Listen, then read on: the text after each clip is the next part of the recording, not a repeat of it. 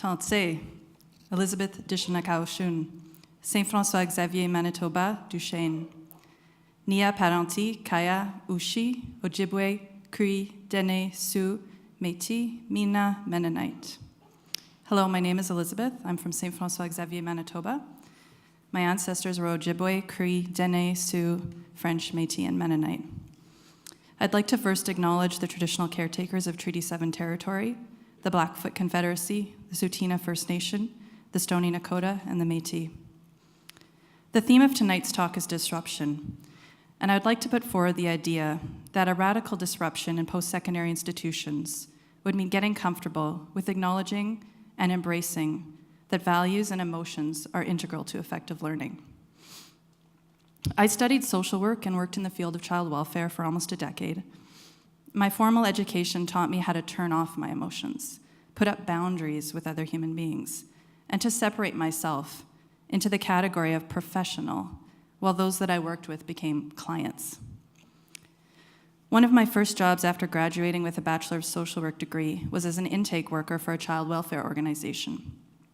I remember one instance where I'd been working with a young woman for a few months who had no family in the country. We had developed what I thought was a good relationship, but as it happens in child welfare, the file, this young woman, was going to be transferred to another department or another person, another worker. So I asked my supervisor if it might be okay if I continued to see this young woman as a sort of a big sister or mentorship type of arrangement. My idea was maybe I could take her out on an outing every few weeks and provide some kind of steady connection at a time in her life when she had so few. The idea didn't go over so well. It was explained to me that once we were no longer assigned to work with children and families, we needed to terminate the relationship because it wouldn't have been professional to continue a relationship outside of the child welfare structure.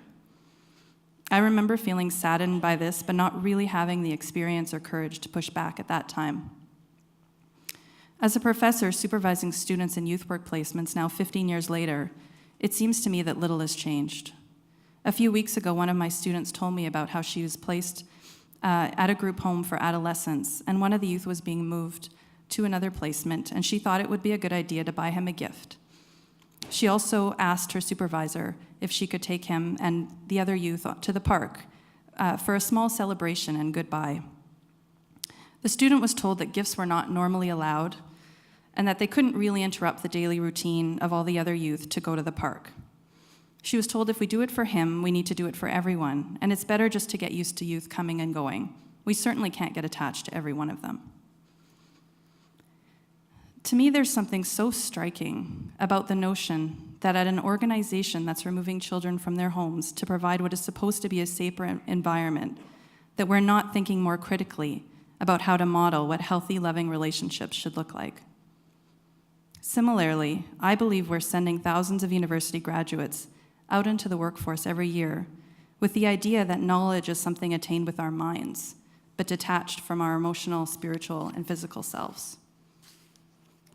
The Michif word for knowledge is kishkaitan, and I would argue that in this era of so-called decolonization of our educational institutions, it's imperative that we are critical about what constitutes knowledge in our classrooms. Indigenous frameworks of thought are centered around our values. 3 core Métis values are sharing, caring, and kindness.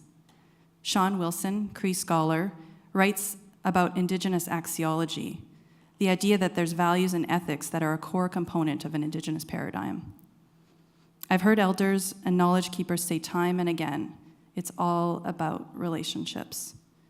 Of course, they're talking about relationships between humans, but also relationships with Mother Earth, older brother Sun, grandmother Moon, our four-legged friends, and the spiritual world.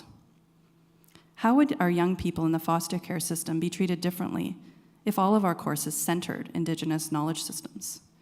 If we truly believe it's all about relationships, would we be able to move beyond paradigms that limit our caring, sharing, and kindness due to bureaucratic structures and notions of inconvenience and inefficiency?